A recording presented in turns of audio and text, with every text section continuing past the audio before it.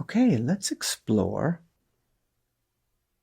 what it's like when our problem solver mind perceives a threat, anything that might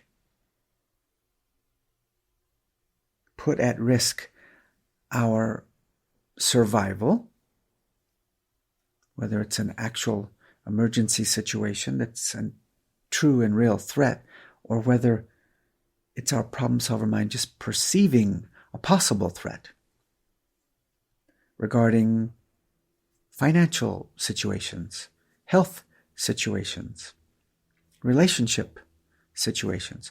Those three are primary survival aspects of our human experience, and they tend to be the ones I've noticed that are most likely to capture us and pull us into perceived threat, even though there may not actually be an actual threat going on.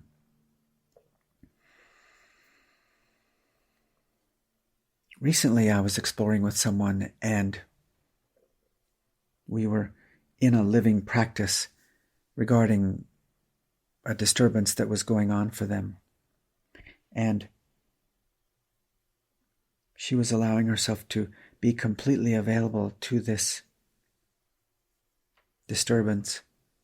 And it moved its way through, as naturally happens when we let ourselves be fully in the living practice, without any agenda, without analyzing or trying to fix or solve, without any resistance whatsoever. We just directly experience the disturbance, and there's the awareness that we are that's aware of it.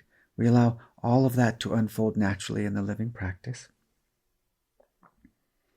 And then it started to release and uncontract, and she was experiencing lightness and ease, and there were some giggles and joy and wonder. Big in-breaths and big out-breaths. Right in that moment, her dog barked. And I said, "Oh, do you need to tend to that?" And she said, "Yes, I'll be right back." And I could still hear what was going on, and I could hear her checking on her dog and letting her dog know that everything was okay, that it was probably just the UPS guy. "No worries. Thank you so much for looking out for me and protecting me and always making sure that we're safe here." And she was so kind to her dog and so sweet and gentle and caring and grateful. And she came back to the phone, and I said to her, "That was so beautiful. You were so kind and grateful to your dog. And you honored her. And you thanked her for protecting you." Whatever it was that she was hearing out there, her wanter perceived it as a threat. And you honored that. You thanked her for that. But that is what the doggy wanter does. When it perceives a threat, it will bark. That's its means to try to make sure whatever is going on out there doesn't come any closer. It's sort of an indication from the doggy wanter to whatever's going on out there. Don't come any closer, because if you do, you will get what comes with this bark. There are some sharp teeth that come with this bark. And she said, "Wow, that is what's going on for them, isn't it?" And I said, "Yeah, I learned this many years ago. I was in an exploration with someone, and she was out on a walk, and she was climbing up a hill to one of her favorite areas up on top of this rock outcropping. And she arrived there, and she said, "Mitch, I made it up to Grandview." And when you're sitting on this rock outcropping that they call Grandview, you have a beautiful elevated view of the neighborhoods down below and the Rocky Mountain range. And right when she got up there and was enjoying the view, a dog in one of the backyards down below her, inside of a 6-foot wooden privacy fence, started barking. And barking and barking and barking.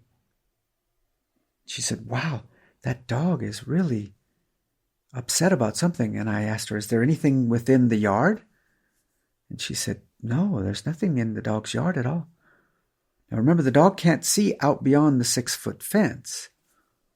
It's solid wood, wooden slats. So I said, well, how about out beyond the fence? Is there any threat? Is there a coyote or raccoon, fox, a rabbit, anything outside the fence? She said, no, there is nothing. In that moment, I realized that the dog had heard or smelled something from a far distance and was warning whatever that was to not come any closer. And I realized that's the doggy's wanter. So I said to the person that I was exploring that day, a dog has a wanter. I never realized this before. That dog's wanter is perceiving a threat and it's making it known to not come any closer. That's the doggy's wanter.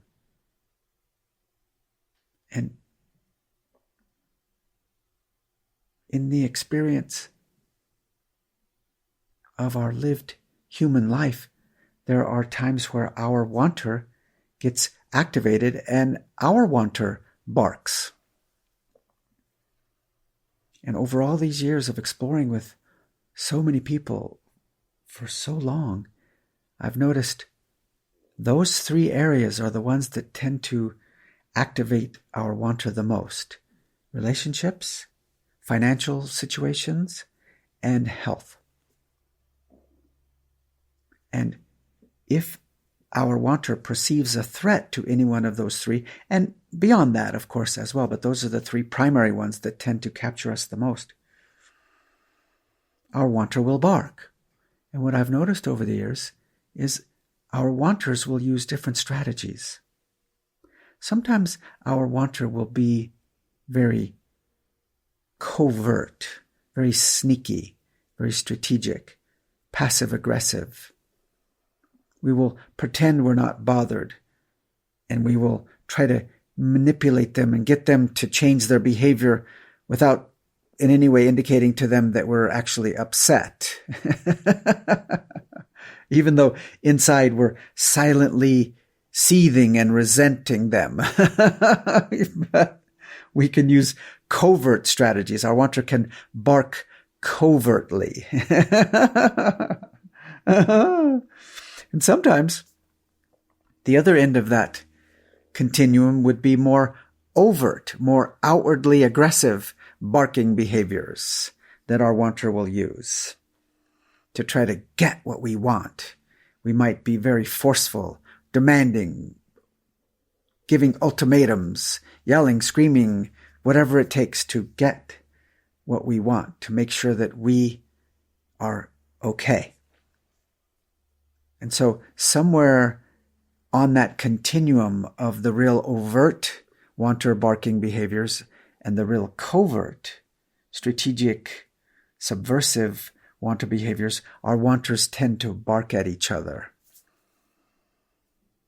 And so in relationship, we could maybe start to notice this and not bark so much at our partner. And maybe we could have more compassion and understanding when their wanter is activated and they're barking at us. This also can happen regarding financial things. Our wanter can start barking about that. Health things, our wanter can start barking about that. And beyond that, there are many aspects of our human experience that can activate our wanter and bring forth our wanter's barking behaviors. So wouldn't it be lovely if we could be as kind to our wanter as she was with her dog that day, when her dog was barking to protect her from whatever was going on out there, even though there was no actual threat. The dog was just perceiving the possibility of a threat. There was no intruder, there was no wild animal in the house or anything like that, but the dog was activated. Its wanter was barking to protect her. And she was so kind and patient and understanding with her doggie's wanter. Maybe we can be kind and patient and understanding with our wanter. When our wanter gets activated and is trying to protect us, trying to make things better for us, maybe we can honor and thank and be grateful to our wanter and create less suffering for ourselves. We don't have to create all that unnecessary suffering when we get pulled into that. And there is the potential for us to then have more compassion and understanding for others when they are pulled into their wanter and they're barking at us as well.